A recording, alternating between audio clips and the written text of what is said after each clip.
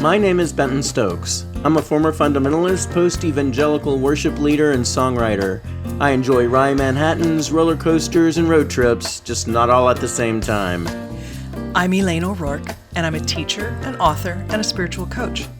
I was a philosophy professor and a liberal pastor in a couple of former lives, and these days, I love aha moments and not-so-dry martinis.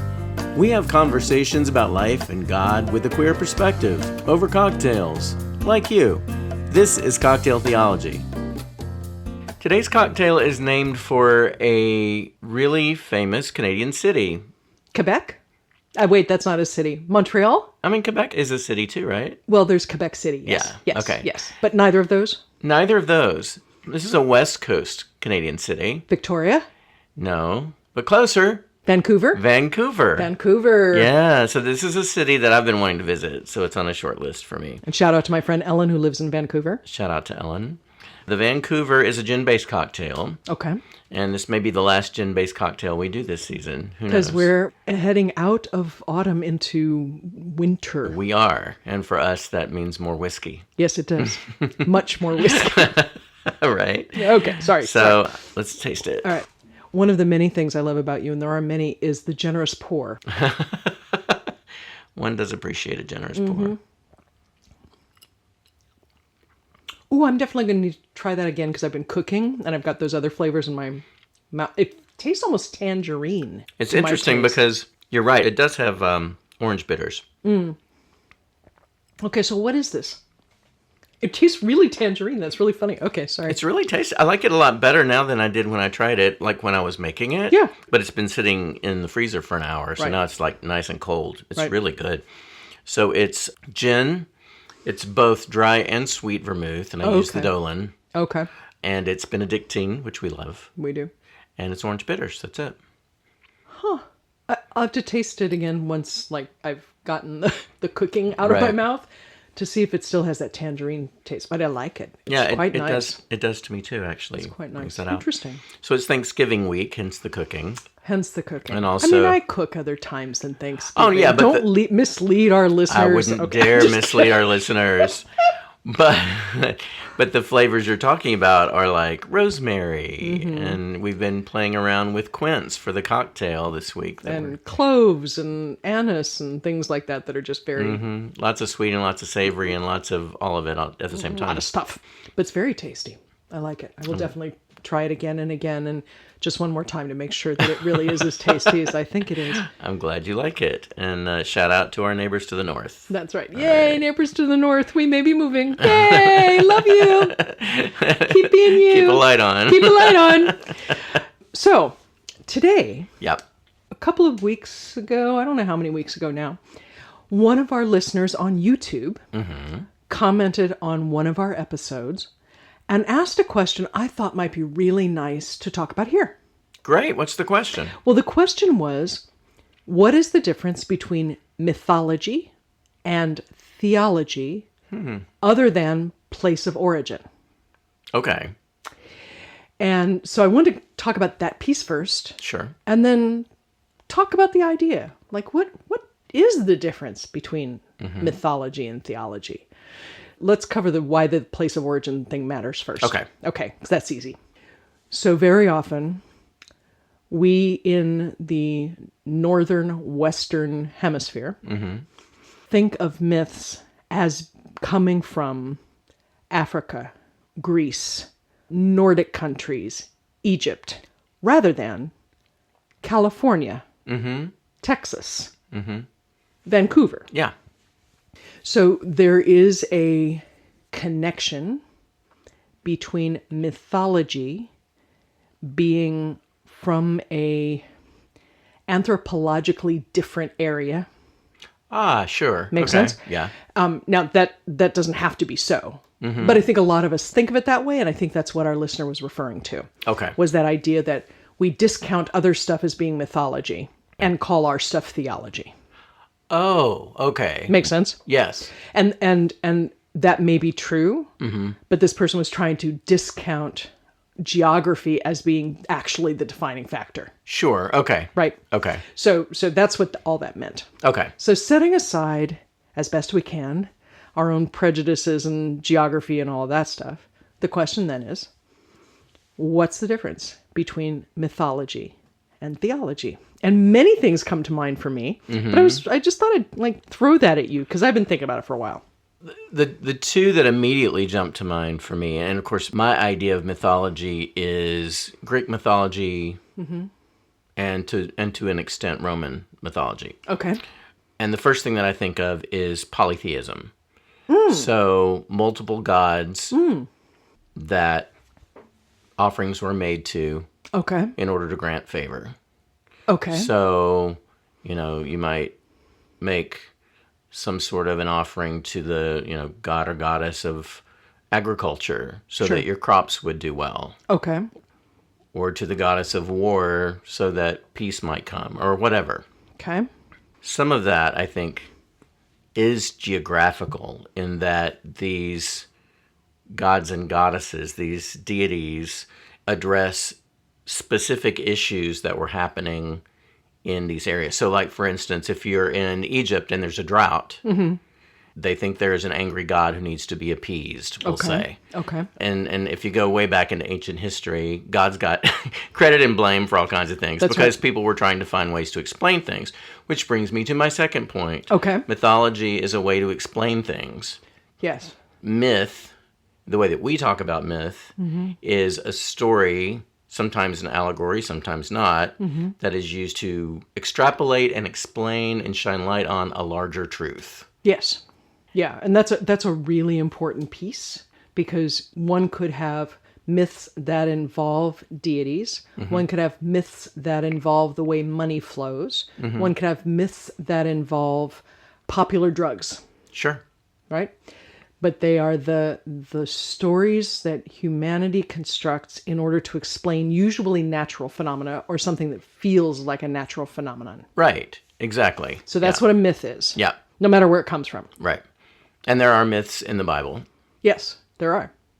There are. They end, officially, they end when Abraham comes along. If you're reading the Bible, you can see the difference between the mythic stories. They just have a different quality, right? And the stories that are intended to be history. Yeah, right. If you think about things like Noah and the Ark, and the flood, and the Tower of Babel, and Garden of Eden, more than anything, the perspective on them is explaining why we are distant from God. What was that flood in Mesopotamia? Yeah. What happened to the unicorn? They weren't talking about unicorns, but you understand what I'm saying. Rather than, and then Abraham got up and went and had dinner. You know what I mean? Right. Which is a very different way of framing what you're looking at. Yes, it is. Right? So, okay, so that's good. I got that. So let's take that back to the ones that most people, I think, our listeners are familiar with. Although there are myths everywhere. Yes. Right? All civilizations have myths, which does not mean they're false. They're explanatory storytelling. Yeah. Going to the Greek and Roman, which are pretty common for us, those are sort of interesting because there's a very clear pantheon in both the Greek and Roman that have a father figure, a mother figure, and lots of children. But there's something about the interaction of the gods that is important, I think. And the interaction of the gods, not even with humans, because it's a rare human that actually in those myths interacts with a god. It's true. They're not around much. No. It really is a discussion of what's happening until they start getting involved on the planet. Right. It's a description of what's happening elsewhere. Yeah. That causes things to happen here. Yeah. Right. Right? Okay. All right. I like that. That's a good way to go. I'm thinking about the myths that come out of Mesopotamia, the myths that come out of West Africa, the myths that come out of Aztec lore. That, we have myths everywhere. But I think that's an interesting way to think about it. That not only are myths trying to explain a larger phenomenon, but they are often more about what the gods do when we don't see them. Yeah. They're about the gods doing things over there. Right. Right? So here's a question. I have an opinion about this, but I want to hear what you think. Is a difference between mythology and theology polytheism? And is that a defining difference? I know you're going to know where I'm going with this. No, I don't think it is a defining difference. Because that's important too, right? Is that those of us who believe there is one God, I hope we don't want to dismiss polytheism as automatically myth because people have accessed the divine in different ways than we have. Oh, sure, right. Right? But I want to be clear I want to be clear about that as we're talking. Yeah. Okay. Yeah, and this is not a conversation of mythology is bad and theology is good. Well, except there's something inherent in the question. Okay. So I think that and our listener may not have meant this, but very often when people ask that question, the next movement is, how do you know that what you're doing isn't mythology? Oh, okay. Okay? With that idea that what we do is theology, what everybody else does is mythology. Right. And I think that's often a question that folks who are trying to sort out what all this stuff is, and anybody's insistence that theirs is theology and others is mythology. Yeah. Right? Right. Which I hope we're not doing. I hope what we're trying to do is to make sense out of the differences. Yeah. So, okay, so that's all good. I like that. So if we think about mythology as being storytelling about phenomena that may or may not include humanesque gods. Yeah. It doesn't always. Yeah. Then the difference between mythology and theology is whether you're telling a story that is explanatory of a human reality, or if you're trying to discern the character, nature, behavior, and stuffness of a particular god or set of gods. Exactly. Yeah, the object of theology is a god. Yes. And it could be any god. If I were really looking into how I might experience my relationship with Zeus and the character of Zeus and reading to find out that aspect, the myths about Zeus would be clues to Zeus's character, not the purpose. They're not the thing in themselves. Right. Does that make sense? Yes. So if I read the myths before Abraham in the Hebrew scripture, and I use those to think about what kind of person is God in this, that's the difference. Yes. Huge difference. You good? Does that make sense to you? Absolutely makes sense to me, yes. Okay. So here's a question. Do you feel, and I don't have an opinion I truly don't have an opinion about this. Okay. I'm not trying to get you to go somewhere. Can one have a human divine experience of a God one knows from myth? And I don't know the answer. I'm going to say yes, I think so. Because, again, myth is a way of explaining something. Okay. And if through reading the book of Job, which one could read as myth, you come to a curiosity even about who God is. Okay.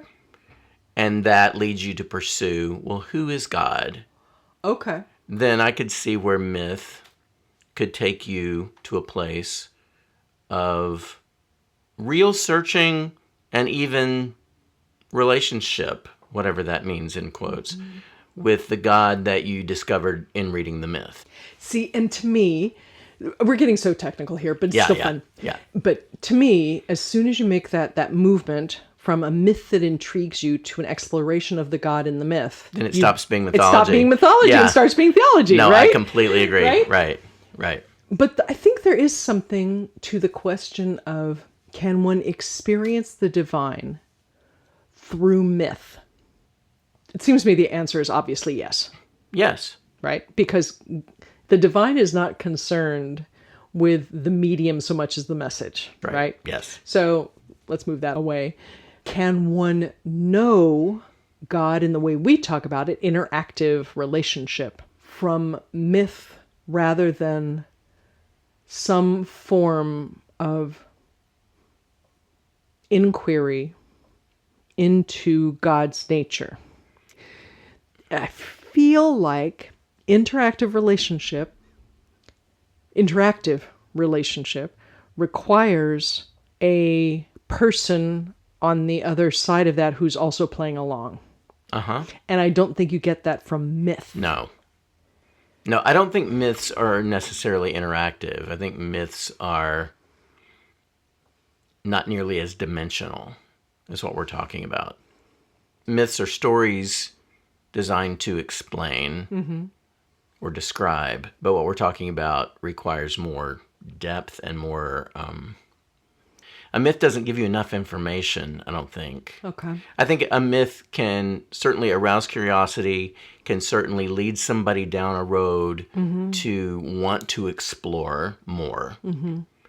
But I don't think the myth itself does it. Now, that's, when we talk about the Bible and reading the Bible is an exploration of God's character. Yes. And it has myth in it. It also has history in it. It also has poetry in it. Right.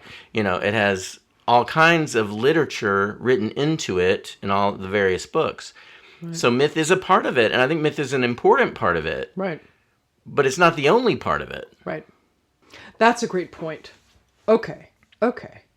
Interestingly, the parts of the 66 book collection we know as the Bible that are clearly mythic all happen right at the very, very, very beginning. Yep. And they end pretty quickly in.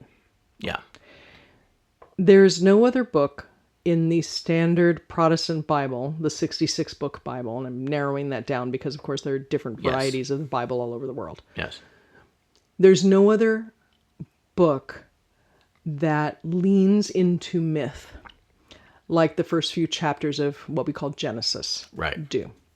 Now, there's a mythic character to Job, but it's not even really trying to explain anything. It really is looking at Job's relationship with God and Job's relationship with people, which is closer to psychology, theology, right, than is to myth. Right. But other than that, there are references to myth, but really it's only the very beginning. The reason I bring all that up is, so if we were to take the 66 books and lay them out as separate, this does not exist, people. I want to be really clear. But if we had the originals of these, and they were laid out across the table, and there were 66 of them, there's none of them could we pick up and say, this is a myth. Right. Right? None of them writes from the perspective of myth, which is not about whether true, false, indifferent. It's about that's not the purpose. And in all of them, except for maybe Esther, that God is the most important character, but God isn't the character you're paying attention to if you're reading the story. Right, like Jonah, for instance. Like Jonah, right? Or even, if you're reading the Gospels, you're paying attention to Jesus. You're also paying attention to Peter. You're watching the interactions between these people and the blah, blah, blah. It's all about the people. Right. That's a very different thing than myth. Even some, to me, what are the more interesting myths, like some of the things that we would now call indigenous myths of specific areas, don't focus on the people, although there may be a person involved who kind of motivates the whole interaction, right? But there's just a different character to them. Yeah. And I think if we are aiming to discover what is bigger than we are, and if we are aiming to have a relationship, whatever that means, with what is bigger than we are, we automatically leave mythology and move into theology, physics, deology, whatever that is. Yeah. Like we have to get out of mythology because we're not trying to explain things the way we're trying to have a relationship. Yeah, that's a different thing. Right? Yeah. If I were in a relationship with someone who behaved badly, I might create myth to explain the bad behavior. Sure. But that would be different than my relationship with that person. Right. How's that? Does that work? I like that. Yeah.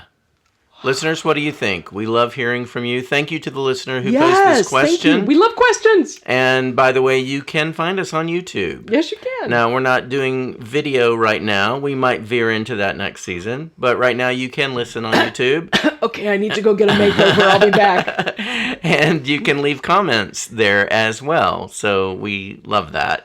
CocktailTheology.com is also where you can find us. We love ideas for episodes and for cocktails as the season winds down. Bring us ideas. Yes, please. We are always open. And if we don't get them done in this season, we will address them in the next season. Absolutely. Cliffhanger. Cliffhanger. Bye. Thanks for listening. Funny how the view can change, how life just seems to rearrange itself. No matter what it was, I don't know how it goes, but look, moving on feels pretty good. Moving on feels pretty good. If you enjoyed this episode, please give us a like and hit subscribe wherever you're listening right now. We welcome your comments, questions, and ideas for conversations and for cocktails. Please get in touch with us at our website, cocktailtheology.com. Cocktail Theology is a production of SFS. Our theme song is Moving On Feels Pretty Good, recorded by yours truly, Benton Stokes. You can find my music wherever you stream your favorite artists. Join us next Thursday for another new episode.